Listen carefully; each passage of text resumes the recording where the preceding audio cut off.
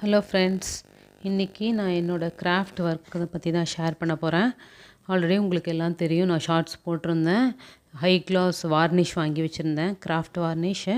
அது தான் அப்ளை பண்ணேன். 2 வீக்ஸாக இது கம்ப்ளீட் பண்ணி வச்சுட்டு அப்ளை பண்ணவே இல்லை. அம்மாவோட விஷயங்கள் எல்லாம் பார்த்ததுனால அது ஃபுல்லாக சுத்தமாக இதில் கான்சன்ட்ரேட் பண்ண முடியல, டைமும் இல்லை.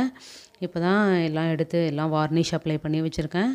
ஃபஸ்ட்டு அது கணேஷா ஆர்ட் பார்த்திங்கன்னா, அது வந்து கிளாத் கேன்வாஸில் பெயிண்டிங் கேன்வாஸ் இருக்கு இல்லையா, அதில் வந்து ட்ரேஸ் பண்ணிவிட்டு அதுக்கப்புறம் என்கிட்ட ஸ்டோன் செயின் இருந்தது, ஆரி ஒர்க்குக்காக வாங்கினது. அதை ஃபுல்லாக க்ளூ வச்சு அப்ளை பண்ணிட்டேன். அதுக்கப்புறம் பேக்ரவுண்டில் பிளாக் கலர் அக்ரிலிக் பெயிண்ட் கொடுத்துட்டேன்.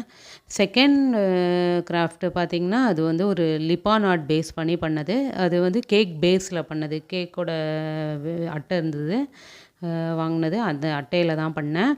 ஃபஸ்ட்டு அதில் வந்து ஃபுல்லாகவே அந்த ஸ்வஸ்திக்கு அந்த பார்டர் எல்லாம் பார்த்திங்கன்னா, எம்சீல் இருக்கு இல்லையா, 10 ரூபா பேக்கெட்டு, அந்த எம்சீல் பேக்கெட் வச்சு தான் 2 பேக்கெட் யூஸ் பண்ணி போட்டுட்டு அதுக்கப்புறமா அந்த மிரர் எல்லாம் ஒட்டியிருக்கேன். அதுக்கப்புறம் கலர் பண்ணிவிட்டு அக்ரிலிக் கலர் பெயிண்ட் பண்ணிவிட்டு அதுக்கப்புறம் மிரர் ஒட்டியிருக்கேன். அதுக்கு மேலே இப்போ வார்னிஷ் அடிச்சிட்டேன்.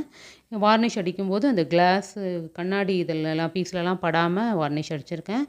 3வது கிராஃப்ட்டு பார்த்திங்கன்னா, அதுவும் ஒரு கேக் பேஸில் பண்ணது தான்.